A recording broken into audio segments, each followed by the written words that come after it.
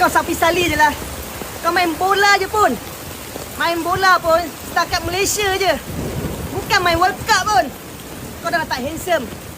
Untuk sepak bola, kita adalah sponsor terbesar untuk Aparel.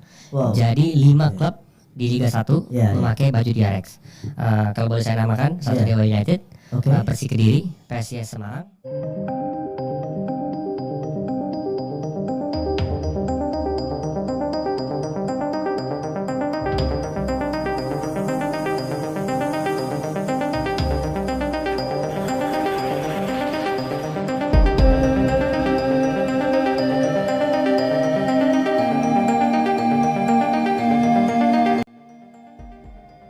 Malaysia bingung dengan kemajuan sepak bola Indonesia. Usai Indonesia resmi diumumkan menjadi tuan rumah, potensi raup keuntungan hingga 800 miliar. Begini reaksi pengamat dan legenda Malaysia. Namun sebelum kita lanjut ke berita terlengkapnya, alangkah baiknya bagi kalian untuk menekan tombol like terlebih dahulu. Dan yang belum subscribe, tolong subscribe channel ini dulu. Karena satu like dan satu subscribe dari kalian itu ternyata bisa menambah pundi-pundi pahala untuk kalian. Dan bagi orang baik yang sudah subscribe dan like channel ini, saya pribadi ucapkan terima kasih dan yuk, langsung saja kita ke pembahasannya. Malaysia kepanasan sampai beri pernyataan sangat mengejutkan ini. Simak informasi yang akan membuat kalian tercengang berikut ini. 650 miliar lebih adalah angka yang fantastis. Saya juga tidak pernah terpikir, sebuah kabar besar kembali menyelimuti dunia sepak bola. FIFA Series 2026 yang akan digelar di Indonesia ternyata mencuri perhatian jauh lebih besar daripada yang dibayangkan. Tidak hanya jadi pusat sorotan Asia, tidak hanya jadi event bergengsi FIFA, namun kini menjadi rebutan papatan negara yang ingin mendapatkan hak siarnya. Hampir 50 negara bersaing secara agresif demi bisa menyiarkan pertandingan FIFA Series langsung dari Indonesia. Dan penyebabnya hanya satu, animo sepak bola Indonesia yang luar biasa besar. Dalam beberapa tahun terakhir, Indonesia berubah menjadi pasar emas sepak bola dunia. Stadion selalu penuh, tiket selalu sold out, konten sepak bola selalu trending di media sosial. Bahkan pertandingan persahabatan biasa bisa mencetak jutaan penonton dalam hitungan jam. FIFA menyadari satu hal, jika ingin menciptakan event yang menarik perhatian global, buatlah di Indonesia.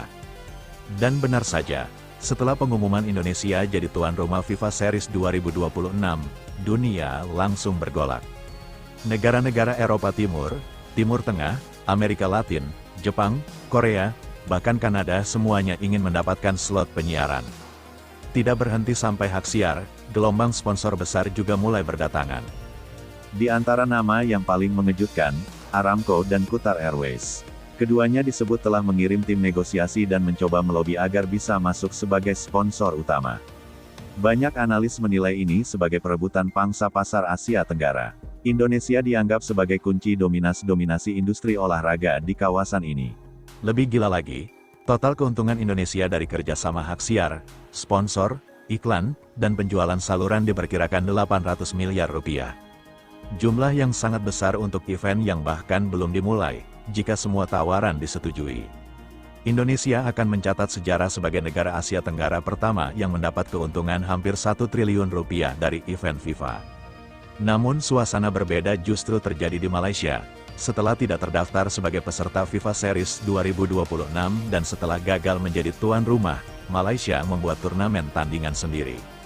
Awalnya penuh percaya diri dan digadang-gadang akan melampaui FIFA Series. Tapi kenyataan berkata lain, bukan diserbu sponsor, bukan diperebutkan negara-negara besar. Turnamen buatan Malaysia justru menghadapi masalah serius, negara besar menolak undangan. Supporter mengeluhkan harga tiket, sponsor lokal enggan masuk, TV nasional belum tentu mau menyiarkan. Resiko kerugian semakin besar, turnamen yang seharusnya menjadi simbol kebangkitan malah berubah menjadi sumber kecemasan. Analis Malaysia sendiri menyebut turnamen ini belum dimulai tapi tanda-tanda kerugian sudah terlihat. Bahkan media Malaysia mulai membandingkan, Indonesia dapat 800 miliar, Malaysia justru terancam minus.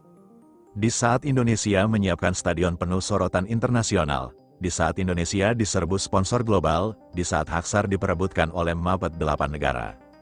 Malaysia justru sibuk memikirkan bagaimana caranya agar stadion tidak kosong.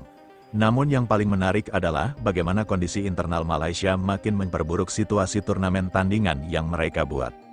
Setelah kabar penolakan dari negara-negara besar mencuat, tekanan terhadap PEM meningkat drastis. Media Malaysia mulai mempertanyakan keputusan FEM yang sebelumnya begitu percaya diri ingin membuat turnamen yang konon akan menyaingi FIFA Series. Harapan itu kini berubah jadi beban. Pertama, masalah finansial. FAM dikabarkan sudah mengeluarkan biaya cukup besar untuk persiapan turnamen. Termasuk sewa venue, akomodasi, dan proposal undangan internasional. Namun tanpa sponsor besar, biaya itu menjadi ancaman kerugian. Sponsor lokal pun enggan masuk bukan karena tidak ingin mendukung, tapi karena turnamennya dianggap tidak punya nilai jual. Dengan negara peserta hanya sekelas Filipina, Bangladesh, India, dan beberapa negara peringkat bawah lainnya, perusahaan-perusahaan besar merasa return investasinya sangat rendah. Salah satu kolumnis olahraga Malaysia menulis, bagaimana ingin menyaingi FIFA Series kalau bintang utamanya saja tidak ada. Kedua, masalah supporter.